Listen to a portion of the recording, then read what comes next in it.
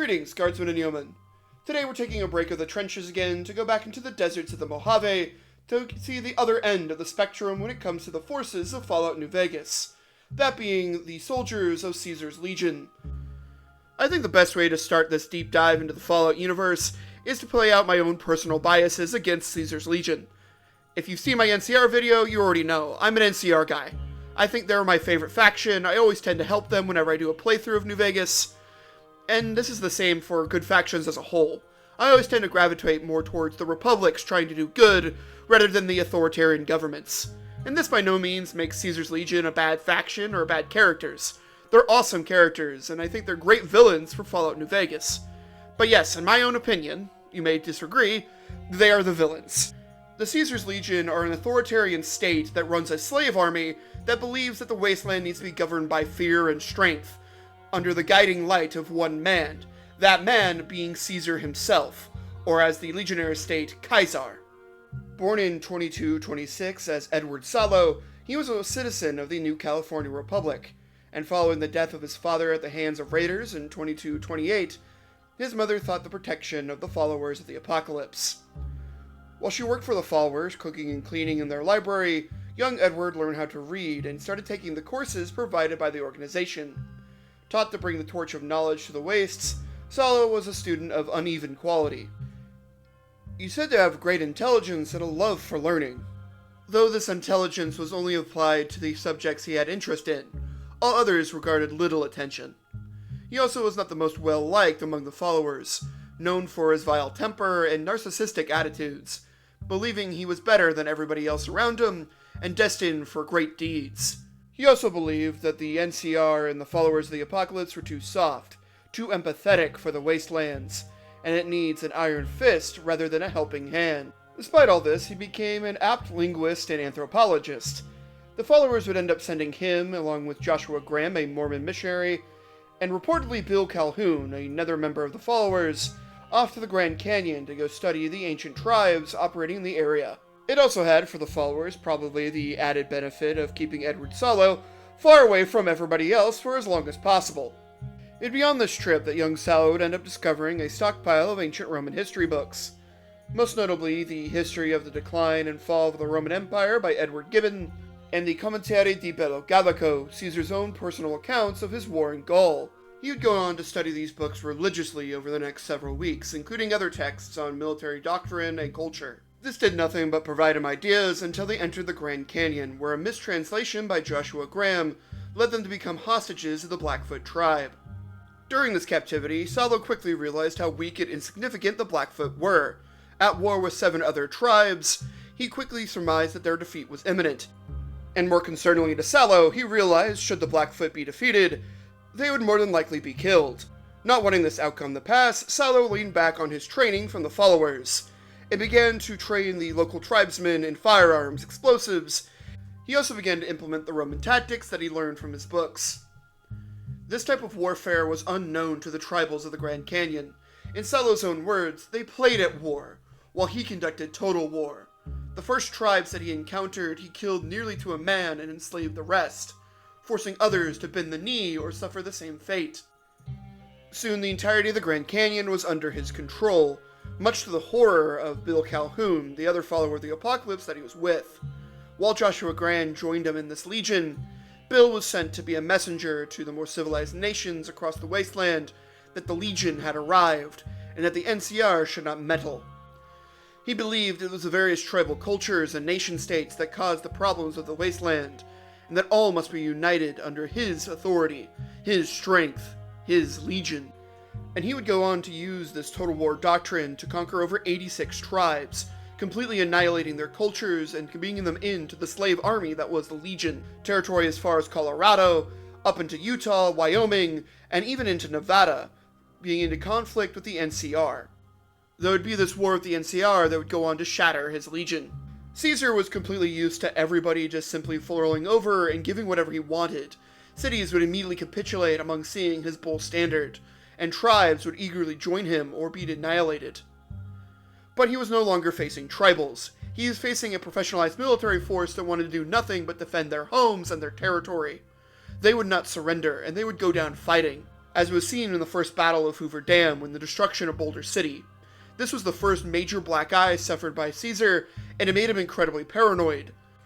The entirety of the Legion relies on the cult of personality surrounding Sallow, that he created the philosophy and doctrines all on his own, through his own intellect, and that he was the son of Mars. He relied on the fact that southwestern tribals had no concept of pre-war history, let alone of an ancient civilization from another continent and millennia old by the point of the Great War. Only those most trusted by Ceasar know the whole truth, that he created everything out of reading a couple history books one time. Anybody who dares question the origins of the Legion is executed as a blasphemer of Mars, and children are spirited away by the priestesses of the Legion in order to be completely indoctrinated in the Legion's culture. If this is starting to sound like a cult, it pretty much is. Though it should be stated that Sallow didn't really believe his own mythos. He understood that he was not the son of Mars, but he did believe that he was the one man with the right intellect and power to unite the wasteland and save humanity. He'll also admit that he's merely just using these symbols of the Legion and of Rome itself as his unifying culture, as a way to destroy and assimilate the other tribal cultures in his region. Though Ceasar is drinking his own Kool-Aid a little bit. He believes that if he can conquer New Vegas, it would become his new Rome, and he could be officially crowned Emperor of the Wastelands. He believes the new California Republic to be his Carthage, to be his grand enemy, that he's re-establishing the Punic Wars, and eventually he will defeat them, salt their lands, and raise the Empire. Look, I think about the Roman Empire as much as the next guy, studying everything from the early Roman Republic to the late Byzantine. But this guy read one Roman history book and decided to wage a genocidal war of annihilation to pull Benito Mussolini and try to re-establish the Roman Empire in the western United States. The followers might be onto something when they said he was a sociopath. That should be no surprise that what inspired the in-game Caesar's Legion was Julius Caesar and his own personal legion, that being the 10th Legion Gamma. They even inspired Caesar's bull logo, as that was the symbol of the Legion. They are heavily mentioned in the Bi Bello Gallico as Caesar's personal favorite legionnaires. They followed him throughout his entirety of his campaigns, from as far north as Britannia to as far south as Egypt. The 10th first show up in the history books around 61 BCE, and were formed for the pacification of Transalpine Gaul due to Gallic uprisings in the region, as part of the Catalan conspiracy. The original command for the 10th fell to proconsul Metellus Celer, though Celer would end up dying of disease before even reaching his province, so command of the 10th fell to the other proconsul, one Gaius Julius Caesar, who would entrust it to his highest-ranking legate, Titus Labienus. The 10th were famous for their well-trained and drilled legionaries, and producing some of the best centurions of the entirety of the Roman army. It makes no mistake that many of their officers would eventually become part of Caesar's cadre. The 10th would take part in almost every major battle of the Gallic Wars, and follow Caesar across the Rubicon, and enter the civil war with Pompey. There the 10th would earn battle honors across the Roman world, fighting off Pompey's forces, and even accompany Caesar into Alexandria. Though rather awkwardly for both Caesar and the 10th, they did not find Pompey alive and ready for a fight. They found his severed head gifted to him on a silver platter, courtesy of the current Ptolemy on the Egyptian throne, which was rather distressing for Caesar, as it was not proper for him to die by a foreigner's blade. And 2, he actually wanted Pompey alive. His plan was to capture him and then just give him a bunch of money to join his side instead. And after a rather distressing and awkward triumph in Rome, the 10th would be disbanded and gifted territories within the newly conquered lands of Gaul. Though this happy retirement did not last long, as Caesar forgot to heed the Ides of March. And the second triumvirate, mostly Lepidus, felt that the 10th would be a great propaganda victory for the new alliance. Being formed from many of the evocati, or veteran legionaries, and different replacements from across the different legions, and be reforged into the 10th Equestrius, and took major part in the Battle of Philippi, the last major conflict with the assassins of Caesar. There they would follow Mark Antony into Parthia, get their ass kicked with him, and immediately join Augustus, where they would serve with Augustus or Octavian through the entirety of the Caesarian Civil War, up until the death of Mark Antony, with Octavian allowing the veterans to retire at the end of the war to Greece. The legion would faithfully serve Octavian for several years before another legion rebellion happened, and they lost the Monarchum Equestrius because of it. The legion would then be disbanded and reformed as the Gemina again. Under the Flavian dynasties and Imperial Rome, they mostly served within Hispania and finally being transferred over to Germania Inferior, where they had policed the German border regions and founded the Dutch city of Nijmegen, and be used to quell multiple rebellions across the width and breadth of the empire. Within the 3rd century crisis, the Legion fought for several emperors who rewarded the Legion with titles, showing the fidelity of the Legion and the favor gained by the emperor himself. The titles included the Antonia, Gargonia, Decenia, Florinia, Carcania, and finally be awarded with the Pia 6 Fidelis 6, the 6 times faithful, 6 times loyal. Basically, if there was ever a medal saying I was a good boy and never betrayed the emperor, the Gemina earned it. Much of the Legion's history falls off after the 4th century, though a variation of this Legion was reformed within the Byzantine period, being one of the many legacy units of the Togmatic armies. We can clearly see why Salo chose the 10th as his Legion symbol. They were known for their loyalty, strength, and courage in combat. They were the premier legionnaires. Much of Salo's interpretation of ancient Rome and of Caesar himself comes directly from the De Bello Gallica, Caesar's personal autobiography, which should be mentioned this was a propaganda piece personally commissioned by Caesar to embellish his accomplishments and make him look a lot better in Rome to earn more money and fame, and to keep his proconsul positions. He was a politician at the end of the day. Though it is stated that the De Bello Gallica is for the most part pretty accurate, there is some great embellishments, most notably in the levels of armies that he currently fought, and some of the more virtuous elements that he stated. There also was the problem that Salo completely misinterpreted how the Roman Empire operated. While Salo himself stated that he pretty much just used the symbols of Rome for his legion, he completely forgoed the cultural impacts that the Roman Empire actually had, as he fully believed that they were this military autocracy that ruled through fear, rather than the multicultural empire the Romans actually were. Rather than forcing everybody into the Roman ideals, we can actually see a lot of cultural synchronism being taken place between the civilizations that Rome conquered. As far north of Britain, you see the adoption of tattooing, and some of the tribal and religious traditions being melded into the Roman culture. And as far as south as Egypt, archaeologists have discovered Roman mummification. Religion and military are probably the 2 most notable examples of this cultural synchronism. Notably, you have gods like Mithras, which was adopted from Parthian traditions, and became a major favorite of Roman soldiers. You also had, of course, the main pantheon of Rome, which was heavily adopted from the Greek pantheon, just more adopted for Roman cultural traditions. Rome also made heavy use of auxilia forces. These would be local mercenaries, tribesmen, and non-citizens recruited from the civilizations conquered by Rome, and operated as everything from dedicated skirmishers like the Balearic Slingers, to specialized swordsmen, spearmen, and cavalry forces. And by the 3rd century crisis, almost 60% of the Roman legionnaires were actually auxilias. You also saw the auxilias being used as far back as the founding of Rome itself, using local mercenaries to support their raids, and even Caesar's campaign in the Gaul made heavy use of Helvetii tribesmen. Recruitment to the legions and to these auxilia forces were much different as well. The legionnaires were full Roman citizens offered land in conquered territories should they complete their 25 years of service. They were also more of a combat engineering force rather than pure soldiers, known to build the roads, bridges, aqueducts, and many other systems, along with building their own forts. And for the auxilia forces, they offered Roman citizenship to them and their families. They would become full Roman citizens once they completed their military service. The legions were well-trained and well-equipped forces of professional fighters, not the way Salo has designed it by just combining tribes and using almost a Genghis Khan style of tribal assimilation. He wages total wars of annihilations against the tribes he seeks to conquer, assimilating them into their culture, and immediately killing anybody that deemed a threat, which mostly included the adult male population. Younger males are immediately sent for training and forcing into the slave armies of the legion, while any females of the tribe are immediately sent to be domestic servants and camp slaves. The areas that were more civilized, the actual towns and villages, while allowed to keep their towns together, and technically not even forced into the legion as non-citizen members, they are still forced to provide tithes or any support that the legion demands, with brutal punishments and torture occurring should they refuse.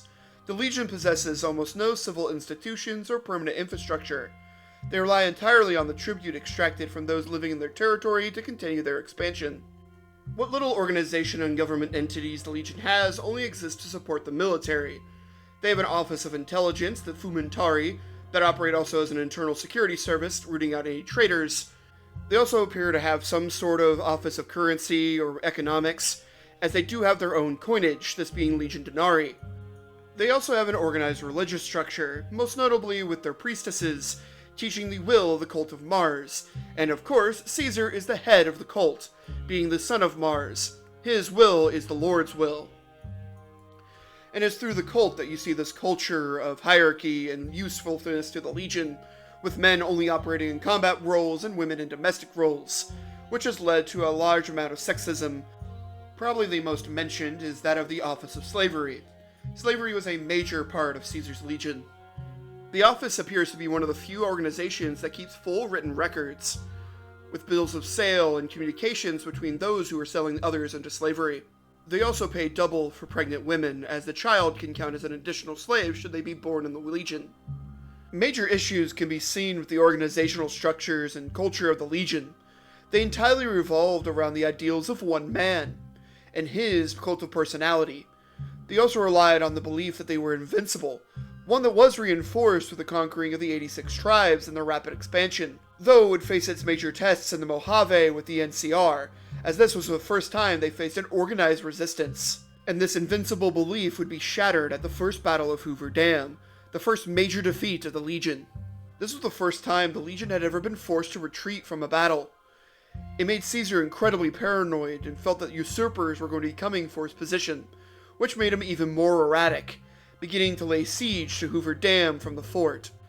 But thanks to this erratic behavior and the collapse of the belief of invincibility, many legionnaires began to question Caesar's leadership, and the once iron grip of Caesar upon his legion began to rust.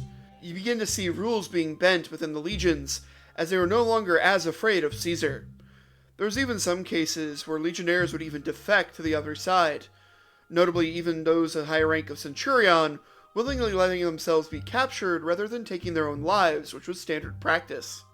Caesar was able to save some face by blaming his legate Joshua Graham for the defeat, presumably killing him, though the rumors of the burned man still haunt the dreams of the legionnaires.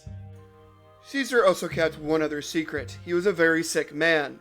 He suffered from a brain tumor, one that he nor anybody else in the Legion could really fix, mostly down to the Legion not having access to any proper medical equipment or the knowledge to perform this style of surgery. And without any intervention directly from the player, he will die, which leads to the shattering of the Legion, one that we can see within the Fallout TV show. With him gone, it created a power vacuum between opposing factions, resulting in a civil war over his own body, for on his body he proclaimed his supposed heir. They would fight over him for years, but it wouldn't be until the events of the show that they would discover what exactly was written on that paper, or at least one man, the Lucertan legate. In major spoilers for the show, it was discovered that Caesar wanted no heir. The Legion would die for him. He was so full of himself, he could not accept that someone else would take over for his Legion. He was the only one. Now naturally, the Lucertan legate couldn't handle this. He would proceed to kill the only other man that knew he saw the letter, and in probably one of the more idiotic things I've ever seen, instead of using the clearly placed burn barrel that was right next to him, he proceeded to eat the letter. A near 20-year-old piece of paper that was currently laying on a skeletalized corpse. I'm guessing the Legion doesn't know too much about germ theory.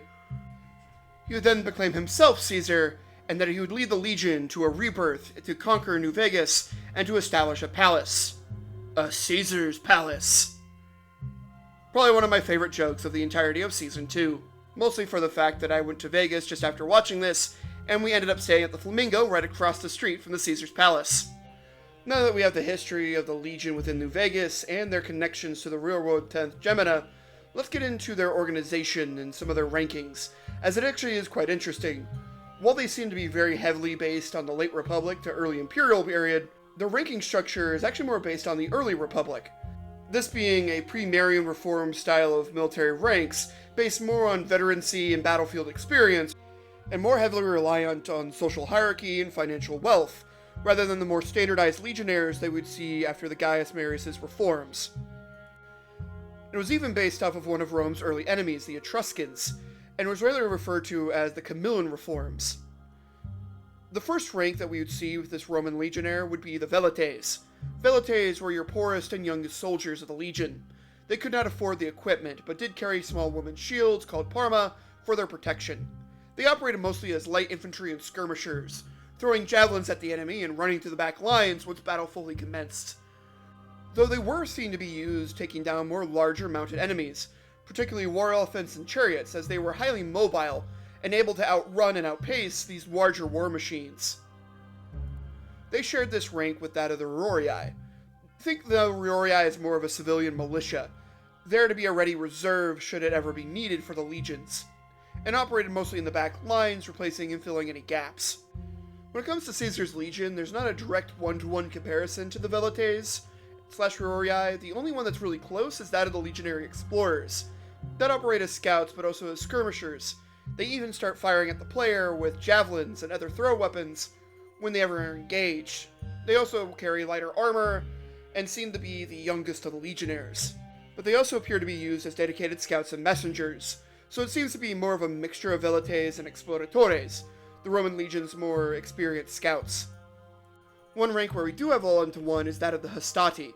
The Hastati were made of men from a slightly higher class and more money than that of the Velites and Rurii, but less than the Principes and the Tolorii, the more experienced soldiers.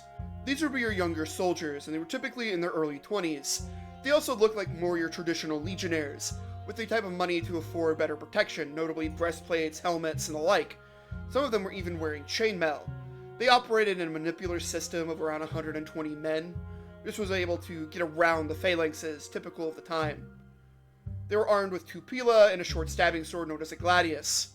Being the younger men, they lacked the experience of combat, but eagerly wanted to prove their worth, and would always form the first assault lines, rotating out with the more experienced soldiers known as the Principes. Within Caesar's legion, the Hastati are one-to-one to that of the recruit legionnaires. They are freshly trained and recently recruited members of the legion. Given only basic equipment and the most rudimentary of melee weapons, they are sometimes even seen with some rudimentary accesses to firearms, and they are rewarded by being upgraded to promotion of prime legionnaires should they prove their worth. These are the most common types of legionnaires the players encounter, and form the first assault waves. It's also within the recruit legionnaires that you start seeing the beginnings of some more specialized NCOs, this being the Decantus. A Decantus, or Chief of 10, was the leader of a Contubernium, which was the smallest unit designation in a Roman legion, and made up of about 10 men. A Decantus would be their equivalent of a sergeant, and personally picked by the other members of the Contubernium and lead them into battle. Within New Vegas, we can see them leading patrols, assassination missions, and even command of more minor locations, most notably Alexius, commander of the Legion forces at Titelcap Mine, and Dead Sea, commander of the Legion forces at Nelson. Decantus are seen wearing the same armor as their fellow legionnaires, only having a specialized headdress to denote their command position. It also appears that the recruit Decantus is missing white feathers, a common trait among prime and veteran versions of their rank. The next line of assault would be your Principes. These were your older and more experienced soldiers, and were the backbone of the legion. Often aged in their 30s, they combined physical strength with the experience of earlier wars. They were equipped with more of the expensive equipment. This included full chainmail suits, breastplates, reinforced helmets, and maintained a steadier pace in battle. They'd be responsible for reinforcing the Hastati line, and when the Hastatis broke away, they would be the reinforcements and fresh troops to grind down the enemy forces. Their main goal was to be the anvil, the shields that the enemies would die on, to engage the enemy and remain in one place, while other manipulars, auxiliary cavalry, or skirmishing units would attack the enemy's flanks. They were able to take orders much faster and respond to issues on the battlefield. It was their cohesion that kept everything together in critical stages of combat. Much of the manipular system relied on the anvil of the Principes and a rotation of their manipulars with that of the Hastati. Within Caesar's legion, the prime legionnaire represents the Principes. They operate in the middle wave of any legion attacks, backing up the recruit legionnaires, operating either as a mop-up force or additional reinforcements to finally break through enemy lines. While this is still considered the second lowest rank of the legion, it is a battlefield promotion for any recruit that proves their worth. Due to this promotion, they're rewarded with better weapons and equipment. They're seen with heavier armor, actual helmets, and even access to firearms and more improved melee weapons. Prime Legionnaires also operate with a slightly higher social standing within the Legion, as they are seen to have earned their stripes. They have more access to more specialized missions and combat roles, and even are separated in their own Prime Legionnaire Contuberniums, led by Prime Decantus. Prime Decanti operate in a very similar role to the recruit counterparts, though are distinguished by their heavier armor, access to firearms, and having white within their headdresses. A Prime Decantus can even operate a Contubernia of both Prime and Recruit Legionnaires, or two separate ones simultaneously. They're also given more command access, being put in charge of specialized units, most notably assassins, or in part of second-in-command positions for more larger Legion bases. A notable example is Severus, the second-in-command of the Legion base at Cottonwood Cove. The final element of a pre-Marian Legion is that of Titularii. The Titularii are those who are usually in their 40s or 50s, and had fought in multiple campaigns and earned honor through their survival and discipline. They represent a backline and a last resort for any Roman legion. Their elite status and long-term veterancy allowed them to afford some of the heaviest armor available to the Romans. They wore full metal plate or chainmail, ornate helmets, and carried large shields and spears. Operating pretty similar to that of the phalanxes of their contemporaries, they also served a very important second duty as a morale booster and a way to keep control of an army. The very presence of Titularii was inspiring to their younger counterparts, and the presence of a Titularii unit joining the battle has stopped many panic retreats, allowing their forces to regroup and rejoin, and hopefully turning the tide of a battle. Though the presence of the Titularii was also a double-edged sword, especially to an enemy that knew how to fight the Romans, as their advance sent a clear signal to any enemy forces that they had reached the final defensive line. It also spawned a pretty common phrase among the Romans: ad triaos redis. Butchered Latin aside, it could either mean it has come to the Titularii or it's down to the Titularii. Essentially, it means that you're down to your last hope, or this is your last attempt to fix something. The units within Caesar's Legion that most closely represent the Titularii is that of the veteran legionnaires. These are Caesar's elite soldiers, and they're most experienced outside of the Centurions and the Praetorian Guard. They're only seen in limited numbers at the beginning of the game, with their presence clearly increasing as the Second Battle of Hoover Dam becomes closer. They can be seen among patrols with recruits and other forces of the Legion, or guarding at the fort.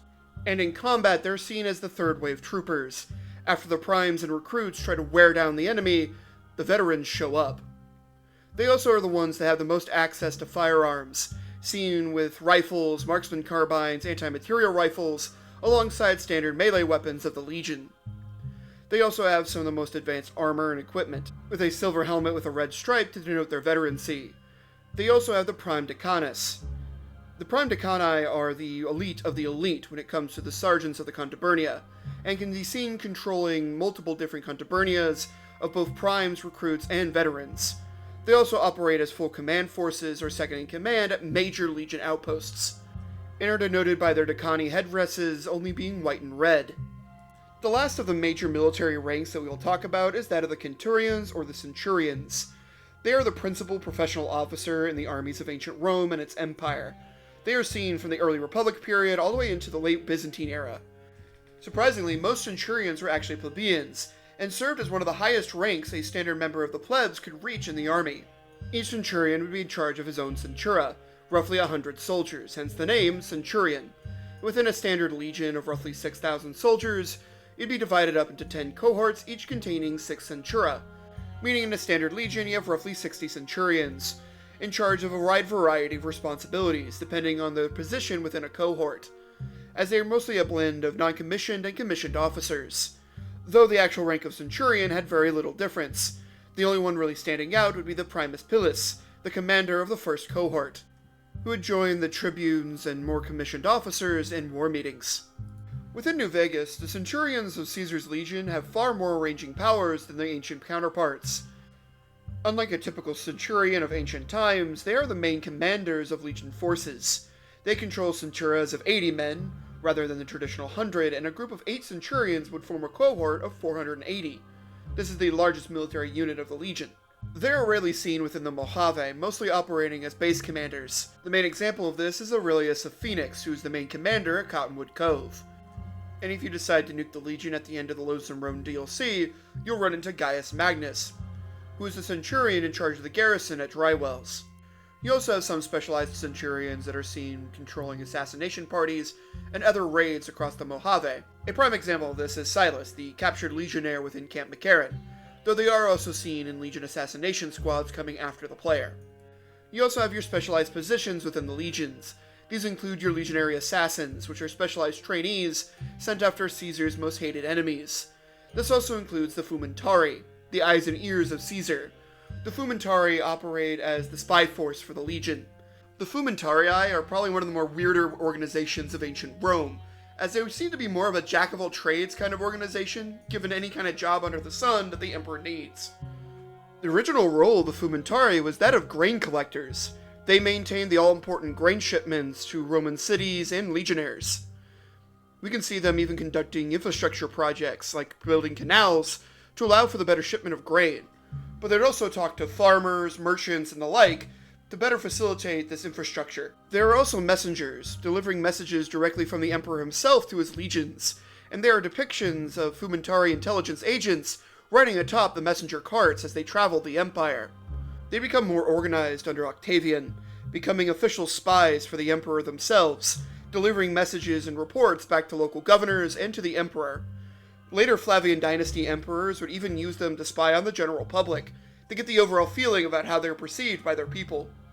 And they were given a myriad of different operations to conduct, from assassinations of high-valued individuals, sabotage operations, internal security of Roman legions. They even maintained archives of written records, and even operated as open law enforcement defending grain farmers. As other spies like speculatores operated more far afield, and you had exploratores operating as advanced scouts and special forces, or the greatest equivalent to special forces that Rome had. The Frumentarii of Fallout New Vegas seem to be a mixture of all three. They're a spy force like the speculatores, as we can see by the spies in Camp McCarran. They also operate specialized commando and sabotage missions like the exploratores, and even deliver messages, as we can see by its most famous member, Volpes Incolta. You also have your Vexillarius or Vexillarii. These were standard bearers that carried the symbols of the Legion. In ancient Rome, this would include the eagle or cavalry standards, and were known to be the bravest soldiers of the Legion. In an example in the Di Bello Gallico, Caesar's Vexillarius for his 10th was one of the first men to jump over the boarding ramp when invading Britain, leading the men on through the eagle standard floating above him. The loss of an eagle or of a standard was a great tragedy to the legions, and should it not be recovered, the legion itself would be disbanded. The Vexillarium were also used for important communication and timekeeping methods. A Vexillarium on the Imperator's tent, the leading general, means it was time for the legion to march out. Within game, Vexillarii are elite units and rarely seen, though they can be seen with units of legion's assassins or whenever a sentry is moving around, operating in similar roles to their ancient counterparts. Probably the most honored position in all of the legion is to join the Praetorian Guard. Their ancient counterparts also had high standing, being the imperial guards of the emperor. They were started under Caesar Augustus after the Civil Wars as his personal bodyguard. They operated pretty similarly to that of the modern-day Secret Service, being loyal and integral to the defense of emperors. Yes, they were known for their loyalty when they first began. They would also be elite bodyguards to Roman generals, not just the emperor, and in 27 BC, Emperor Augustus created a permanent corps of 9 cohorts, stationing them in and around Rome. In 2 BC, he would actually appoint 2 equestrian prefects to command them. This would change in 23 AD, where the prefect Sejanus became their sole commander. Their proximity to the emperors and being the only guys within Rome with swords allowed them to gain significant political influence over the imperial throne, which eventually led to the force becoming corrupted and bloated. They'd be kingmakers, allowing any claimant to the throne to simply pay them enough money for them to back their claim. This started a carousel of assassinations, as the Praetorian Guard could simply just bump off the current emperor and then auction off the literal imperial throne to whoever would pay them the most money. There are also plenty of instances of the Praetorian Guard simply just not liking the current emperor in power, and beginning the carousel again simply to just get a better deal or to save their power. Or in one certain case, the current emperor couldn't stop making jokes about how he bedded a guardsman's wife. Caligula? The guard's absolute tomfoolery would continue for another several centuries, becoming the background villain to literally every piece of media about ancient Rome, right up until Constantine I disbanded the guard, finally having enough of their shit. Caesar's Praetorian Guards are far more loyal, devoutly guarding their Caesar until death, and they're even seen guarding Legate Lanius, the current commander of the legions. The Praetorians personify Caesar's martial philosophy, relying on their innate skills in hand-to-hand combat than any melee weapons or guns. According to their commander Lucius, over-reliance on firearms and melee weapons will always weaken you. They may break or jam in combat, and a true warrior can only rely on his innate skills. Just don't tell him that his fellow Praetorians often use ballistic fists, and are often seen on assassination missions wielding trail carbines or submachine guns. When recruiting the Praetorians, they are handpicked from those legionnaires who have served long enough in the Legion and have killed enough to become centurions. The only problem for the prospective recruits is there are only a set number of positions for the Praetorians. And the only way to earn your position is to find what you believe to be the weakest member of the guard, and challenge him to a fist fight to the death. Hopefully if you win, you earn your position, and if you lose, you were not meant to be a Praetorian guard. Ceasar is the Legion. He commands every aspect of it, but he doesn't command the Legion fully in the field. He relies on his second-in-commands, his legates. The rank of legate existed in every period of the Roman Empire, and was usually a high-ranking military officer. A lot of times they'd be in charge of entire armies, or acted as second-in-commands to the magistrate in charge of that force. They were usually senior generals and came from the senatorial class of ancient Rome, usually a consul or a proconsul. Though many times they were actually young ambitious senators hoping to gain recognition, or even diplomats and envoys sent by Rome were given the title. Legates were appointed by the Roman Senate, and usually after consulting the magistrate or grand commander of a force, hoping to pair a commander with a lieutenant that matches their interests and command styles.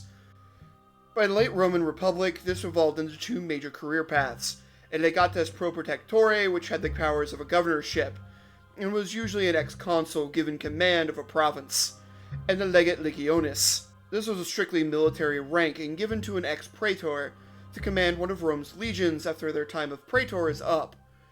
Julius Caesar would end up using the term legate legionis to promote many of his loyal military tribunes to the role, and placing them in direct command of Roman legions. This became customary under Augustus, where they operated as senior commanders. Within the ranks of Caesar's legion, a legate operates as the field commander for the army, and takes Caesar's orders directly. It is stated that there are multiple legates that operate legion command posts around its territory, though there's only two ever really mentioned in-game, that being the Mulpace legate, which was Joshua Graham, who fell out at the First Battle of Hoover Dam, and that of Legate Lanius, who serves as the main commander of legion forces within the Mojave. It's actually unknown what occurs to him, but he does not show up in the Fallout TV show, as his role is replaced by the Lacertan legate. Not much is known about the Lacertan legate, but he appears to be the second-in-command for one of the two legion usurpers currently fighting over Caesar's body. We can also see a number of different roles offered to legionnaires. These seem to be specifically to veteran or prime legionnaires, probably those who were able to earn their keep and prove their worth to the legion, are given extra responsibilities. Some of these legionaries include Atticus, who runs the legion's safe house, Otho, who's the master of the arena, whose only character trait is his ardent sexism, and Anthony, the master of the hounds for the legion. He actually has a sad backstory, but immediately squanders it by just stealing a teddy bear of a little girl and fed it to his dogs just to be a dick. Another specialized rank that we can see within the game is that of slave master. I mean, it is a legion, so of course they have one. They work under the Office of Slavery to collect bills of sale of those they've captured, evaluate their usefulness to the legion, and move them on to either the fort or deeper into legion territory. The one that we can see in the game is Canyon Runner, who happens to be a member of the Blackfoot tribe, the original tribe that Caesar conquered. He is stated to specialize in breaking those they have captured to turn them into obedient slaves, and firmly believing in the mission of conquering and enslaving people as the only way to save them from themselves, by giving them purpose and virtue. I am starting to sense a theme with these legionnaires. We also see several dedicated support roles, notably the blacksmiths. They're in charge of maintaining and creating the weapons and armor used by the Legion, and can be seen all across Legion territory at their bases and forts. They appear always to be a veteran legionnaire, meaning only those with enough experience are given the task of blacksmiths. The final two roles that we can see in-game is that of the Cursor. The Cursor appears to be just a courier, in charge of ferrying people across the river or delivering messages, and seem to be given to more younger legionaries as a way of proving their worth. And finally, you have your legionary instructors. These are the veteran legionnaires, probably at the end of their service life, that are tasked with training the youngest of legionary recruits, to make sure to break them down and rebuild them as prime legionnaires for the army. They're known to be brutal in their training and constantly threaten to harm their recruits. Finally, let's get into their weapons and equipment. Much of the armor that we can see among the legionaries is this modified sports equipment. The Legion was said to have pilfered it from different collegiate and professional stadiums, the biggest example being that of the University of Arizona. They appear to have a mixture of baseball's catcher's gear with the breast and groin plate attached to the shoulder pads from football. And for recruit legionaries, they appear to be using some variation of either a pilot's flight cap or the leather football helmets from the 1950s. The quality of gear and equipment vastly improves as their veterancy increases, and many prime and veteran legionaries are seen with different pieces of metal or leather added to their armor to provide additional protection. And at least for the prime and veteran legionaries, these appear to be more like baseball helmets from the 1950s, rather than actually any official steel helmet like we see with the more higher ranks. Much of this additional plating is given to the legionaries as spoils of war from their fallen foes they have looted on the battlefield. This is exceptionally true for the centurions, with many of the legionaries being shown with a mixture of weapons and armor that they have looted from the battlefield. The legion armor is trying to mirror that of Lorica Segmentata. Segmentata is probably one of the most famous of the legion armors, and the most stereotypical imperial. You've seen it in pretty much every image of Roman legionaries. It consisted of broad overlapping iron or steel plates called segmentata, arranged in horizontal bands around the torso and shoulders, being secured by leather straps, brass hooks, or split pins. Though those leather straps could cause issues in areas of high humidity, it was designed to blunt against the heavy sword strikes and spear thrusts of British and Germanic tribes. It had become one of the most advanced legion armor sets, though it was heavily labor-intensive, requiring specialized warehouses and blacksmiths to produce, and were very hard to maintain in the field due to its strap and buckle system. It would eventually be phased out within the 3rd century for more simpler Lorica Squadmatata or scale armor, and easier, more mass-produced Lorica Headmentata or chainmail suits. Much of the Legion's weapons are just makeshift. They use throwing spears and machetes that they have cobbled together from scrap metal and made by their blacksmiths. Only those of higher rank have access to firearms, though sometimes even recruits are seen with varmint rifles and 10mm pistols or 9mm pistols. Prime and veteran legionaries can be seen with much more heavier firepower like trail carbines, in the cases of many of the Praetorians or members of the veteran legionnaires, marksmanship carbines, or anti-material rifles. A common misconception with the legions is to think that they're just another raider gang, and that they don't maintain their equipment. They actually have a high standard for the weapons and armor they possess. The Legion depiction of their equipment within the show is near one-to-one to that of the games, and we can clearly see the distinction between the ranks, from veteran, prime, and recruit legionnaires to Decantus, Praetorians, and even Centurions are widely seen. Their equipment is still the modified sports equipment from the game, as we can see modified shoulder pads and catcher's gear, and we see many of the recruit legionaries wearing their leather football helmets. Though one thing of note is that many of the show's legionnaires are actually wearing a modified metal helmet resembling that of a legionnaire Gallica helmet. The Gallica is the most stereotypical helmet of the Imperial Roman Legionnaire, as we can see it across the Imperial period. It was actually designed off the helmets worn by Gallic warriors during Caesar's campaigns. Roman commanders, upon seeing how effective the Gallica helmet design was, quickly adopted it for use in their own legionaries, quickly replacing other helmet designs like the Montevideo and Greek-inspired helms. And with that, we've reached the end of our discussion on Caesar's Legion. It was actually quite interesting to go through their background lore and what actually makes up the Legion and their soldiers, as I never really get the chance to, as most of the time my companions shoot them down on sight, and I typically don't play their playthroughs, as I said before. In fact, I didn't even know half these guys had names, particularly the Decantus and the Tito Cup mine being Alexis. And frankly, going back through the background lores of a lot of their characters, I can see why I'm so hesitant to try to befriend the Legions. They never seem to be the best guys. But again, I think they're tremendous villains, and they're great characters. They do add a lot of nuance to how they are formed and how they operate within the Mojave. So I want to thank you guys again for taking the time to watch this video, and if you enjoyed this type of content, why not leave a like, subscribe, or whatever you feel like. It greatly helps the channel out, and I greatly appreciate it. For those wanting more Trench Crusade, don't worry. We're going to be getting back into the trenches with the next video. I wanted to give myself some more time for Carcass Front to come out, because the next video is all about the Trench Pilgrims. So thanks again, guys. Hope you enjoyed it, and have a great night, day, or whatever it is. I gotta get back to the archives.